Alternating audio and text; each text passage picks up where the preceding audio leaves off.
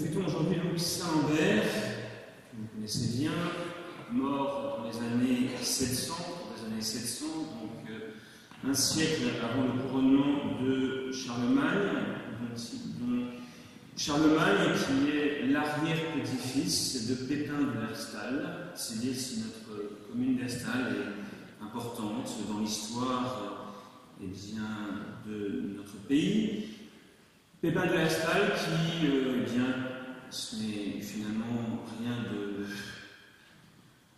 d'extraordinaire, qui était donc probablement adultère et avec une certaine alpaïde. Et Saint-Lambert a fait son devoir de pasteur auprès de ses brebis et lui a dit que, il ne pouvait pas être adultère. Et donc, du moins, c'est la tradition qui raconte cela. Et Saint-Lambert a donc été décapité, il a été martyrisé. Et la tradition dit donc que c'est pour cette raison de l'adultère qui n'a pas fait plaisir à Pépin de Herstal. Évidemment, cette situation nous fait penser à la question de notre rapport à la vérité. Parce qu'en effet, un pasteur qui dit à quelqu'un « vous êtes en situation d'adultère », tout simplement proclame une vérité. Voilà, monsieur, vous n'êtes pas avec votre légitime épouse, vous êtes avec une autre. Ceci s'appelle dire une vérité, dire la vérité sur une situation matrimoniale. Et cela donc nous encourage à méditer précisément sur notre rapport à la vérité. C'est une question capitale. Rappelez-vous Ponce Pilate qui dit à Jésus « Qu'est-ce que la vérité ?»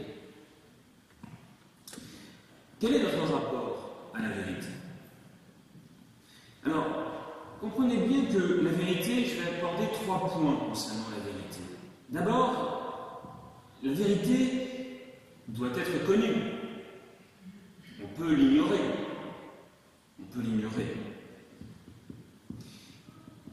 Elle doit être donc connue, d'autant plus que nous avons un intellect, nous avons une intelligence qui est faite pour connaître la vérité.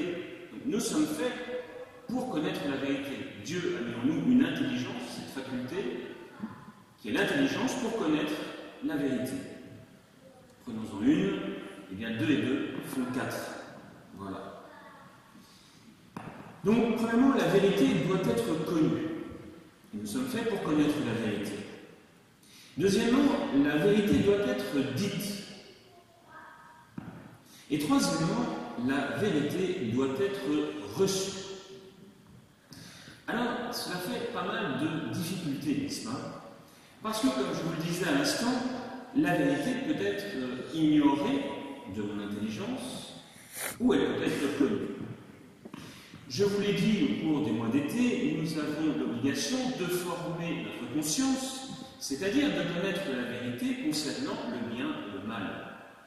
Nous ne sommes pas obligés de tout savoir sur la géographie, l'histoire, les sciences naturelles. Nous ne sommes pas obligés de tout savoir sur tout, et d'ailleurs nous serions bien incapables de tout connaître sur tout. Mais nous avons le devoir de connaître la vérité sur Dieu, sur l'homme, et d'ajuster notre comportement afin d'aller vers Dieu. Nous avons le devoir de former notre conscience, c'est-à-dire de connaître la vérité sur les commandements de Dieu et sur notre manière de faire. Nous sommes responsables de nous-mêmes de savoir si nous faisons le bien ou si nous faisons le mal. Nous avons donc ce devoir de connaître la vérité dans le domaine moral. Est-ce que nous prenons à cœur ce devoir? C'était la question que je vous posais tout au long de ces mois d'été.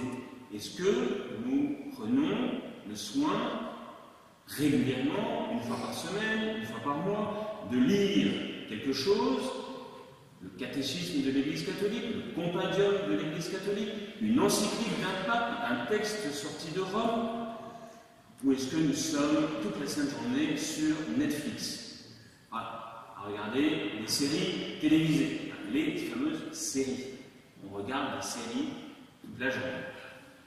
Donc, première chose, est-ce que nous recherchons à connaître la vérité?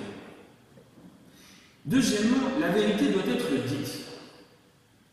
Alors ça, eh bien, cela nous ramène à l'évangile que nous venons d'entendre. Le bon pasteur donne sa vie pour ses brebis, mais le mercenaire et celui qui n'est point pasteur, à qui les brebis n'appartiennent pas, voit venir le loup et abandonne les brebis. Qu'est-ce qui peut retenir le pasteur de dire la vérité? Ou finalement tout être humain qui a une quelconque responsabilité à l'égard des autres, cela peut être un parent vis-à-vis de ses enfants, comme cela peut être un patron à l'égard de ses employés, eh bien, c'est qu'il a peur. Donc, le mercenaire, quand il voit le loup, il a peur. Et donc, il part, il s'enfuit, et il laisse les brebis dans la panade, dans le pétrin. Pourquoi? Parce qu'il a peur. Eh bien, précisément, ce qui peut nous freiner, moi comme prêtre, vous comme parents, grands-parents, patrons, employés, enfin peu importe quel est votre... Mais quand vous avez une responsabilité quelconque auprès de quelqu'un, ce qui peut nous retenir de dire la vérité, eh bien c'est la peur. La peur de perdre notre réputation, la peur de ne pas être reçu, de ne pas être entendu, la peur d'être condamné, la peur d'être rejeté. Eh bien, interrogeons-nous aujourd'hui si nous sommes capables de dire la vérité.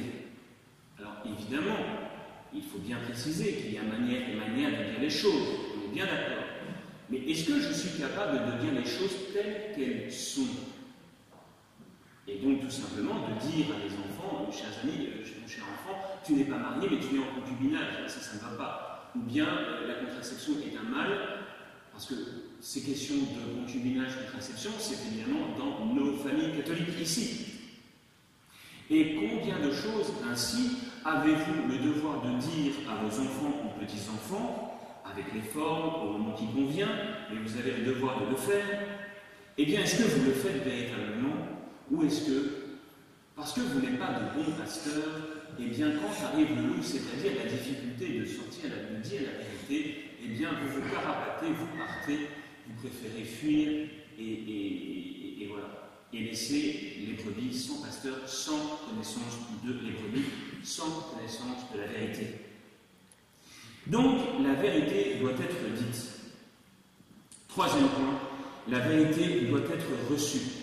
Alors ça, évidemment, c'est une question assez délicate aussi, et c'est une question dont nous ne sommes pas vraiment maîtres. C'est une situation dont nous ne sommes pas vraiment maîtres, c'est-à-dire, une fois que j'ai dit la vérité à la personne, cette personne reste libre d'ouvrir son intelligence et son cœur à la vérité qu'elle a entendue, ou bien elle ferme son intelligence et son cœur et ne reçoit pas la vérité. Mais ceci ne dépend pas de nous, vous le comprenez bien. Cela dépend bien sûr de l'autre, de celui qui vous écoute. Mais alors, il faut que nous nous interrogions, parce que autant, je disais à l'instant, que nous avons le devoir de dire la vérité à nos subordonnés, disons cela comme cela, autant nous avons aussi, nous, un devoir d'écouter quand on nous dit la vérité sur nous-mêmes, ou qu'on nous dit une vérité. Donc, est-ce que je suis capable de dire la vérité, mais est-ce que je suis capable, moi aussi, de l'entendre, de la recevoir? Parce qu'il ne s'agit pas, ce n'est pas seulement dans un sens, c'est aussi dans l'autre sens. Moi vis-à-vis des autres, mais aussi les autres vis-à-vis de moi. Est-ce que je suis, moi, ouvert? Est-ce que mon intelligence, est-ce que mon cœur est ouvert à entendre et à recevoir la vérité? Et parfois, vous savez bien, la vérité déplaît. Quand Saint-Lambert dit à Pépin de Lastalle « vous êtes en adultère », cela n'a pas plu à Pépin de Lastalle, qui a donc décidé de condamner et de faire tuer Saint-Lambert. Alors, ça ne datait pas de Saint-Lambert, parce que c'est déjà le problème de Jean-Baptiste. Jean-Baptiste dénonce Hérode, et Hérode envoie Hérodiade et couper la tête de Saint Jean-Baptiste. Ces questions d'adultère, vous voyez, ça ne date pas d'aujourd'hui. Mais donc, est-ce que nous avons, et je crois que cette question doit être vraiment, nous devons vraiment y réfléchir, est-ce que nous sommes, est-ce que nos cœurs, est-ce que nos intelligences sont ouvertes à entendre la vérité? Et évidemment, une fois que nous avons entendu et compris et reçu la vérité, il va falloir faire les changements nécessaires. Donc, mes chers frères, en ce dimanche, demandons-nous, premièrement, si nous connaissons la vérité sur les choses, sur la morale. Sommes-nous capables de dire la vérité auprès de ceux dont nous avons une responsabilité et qui ont le droit d'entendre de notre part la vérité et qui doivent la recevoir, comme par exemple les enfants, si je suis père ou mère de famille? Et enfin, est-ce que j'ai l'humilité de recevoir, d'écouter, d'entendre la vérité que je reçois de mon supérieur, quel qu'il soit? Est-ce que je suis prêt à écouter, à entendre et à faire les changements nécessaires? Voilà ce que nous voulons dire en ce dimanche.